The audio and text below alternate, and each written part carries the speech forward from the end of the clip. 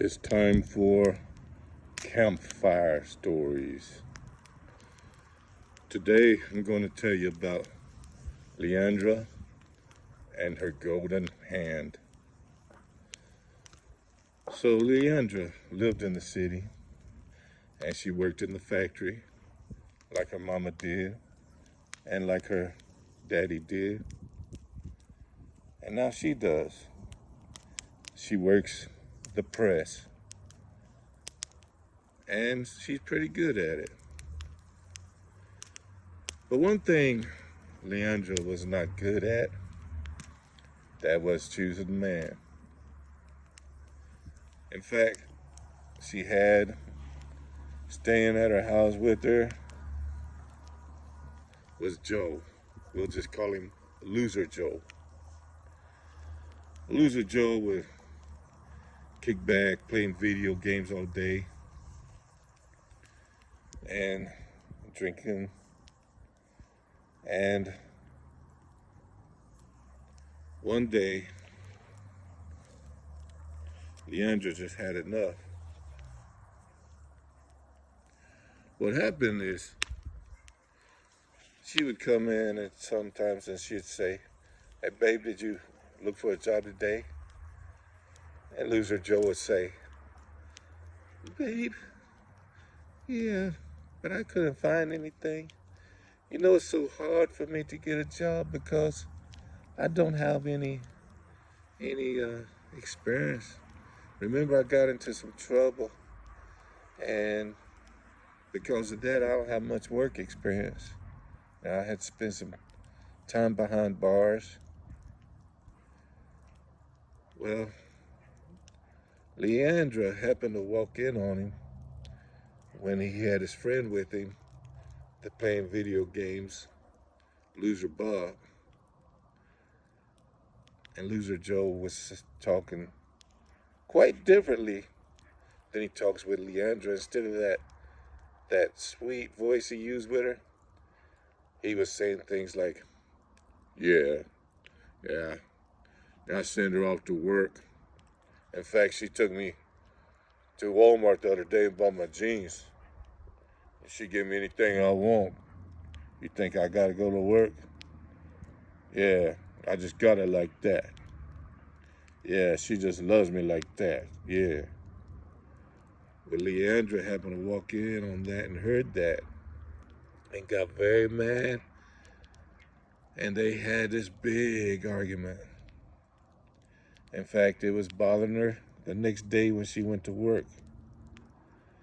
It's bothering her so much so that she didn't have her mind all the way on her job. And unfortunately, she got her hand caught in the press. And they rushed her to did emergency surgery, but they couldn't save her hand. And whenever she was still in the hospital, Loser Joe came and said, "Babe, you're going to get paid, you know that? They are going to pay you. They have to pay you." And Leandra couldn't believe what he was saying. She said, "I just wished I had my hand, and I'm sitting here hurting. I ain't thinking about no pay or anything like that. What are you even talking about paying me? I don't want paying nothing." Well, it turns out after she healed, then the company, they gave her a settlement, even though she didn't even take them to court, but I guess they felt obliged to pay her something. And Loser Joe was saying, "Babe, I'm gonna buy myself a big truck, you know, those big trucks, those big pickup trucks that look like a tractor trailer truck, and a 2-story house. In fact, let's get a 3-story house." And Leandra had enough of Loser Joe, She says, you know what, that was my hand. I'm going to get something that I want to get. In fact, I'm going to get myself a golden hand. And that's what they did. They fabricated her a golden hand. She went to the goldsmith. The goldsmith fabricated her a golden hand and fitted it to the end of her wrist. So Leandra had a golden hand. Well, Loser Joe, for some reason, she's still letting him hang around. And then she started not feeling good for a while, and Loser Joe said he was going to take care of her. She didn't know Loser Joe was slowly poisoning her. And Leandra died. Before she knew she wasn't doing good, she made it plain and actually wrote it in a will that her golden hand is to be buried with her. And it was. But Loser Joe come around in the middle of the night and dug her up and took the golden hand and then covered it back up, covered the grave back, and then he went off and sold the golden hand, and guess what he did? He got himself a big pickup truck that looks like those tractor trailers, and he got him a 3-story house. So he had the top of the house, half of the floor was just his room. Had him a great big bed in there. Well, he's in there sleeping one night, and it's windy outside, storm coming. And he heard some noise, almost heard like a person. It's the wind blowing through the trees. And it says, who's got my golden hand? He couldn't believe it sounded like that. He thought it was in his mind or something. But he heard it again. Who's got my golden hand? And then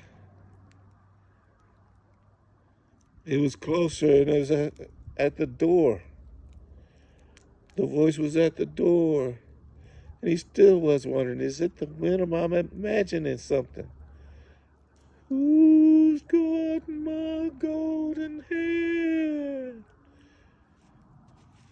He didn't dare get up. He just laid there frozen in his bed. But he could hear it so well that he knew exactly where it was. And then it was inside the door. Who's got my golden hand? And then it was at the bottom of the stairs. Who's got my golden hand? And then it was on the first floor. Who's got my golden hand? And then it was on the second floor. And he just laid in bed frozen, couldn't move out of fear. And he heard it so plain. He knew it wasn't the wind. It couldn't be no mistake that it was a voice.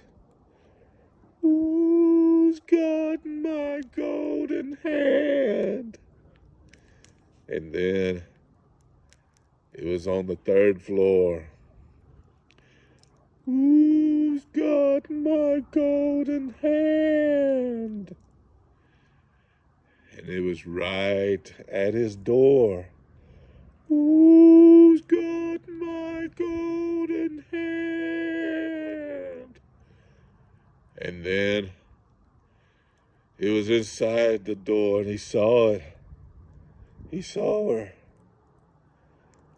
Who's got my golden hand? And then it was at the foot of his bed. Who's got my golden hand? And then it was right beside him, right beside the bed. Who's got my golden hand? You got it!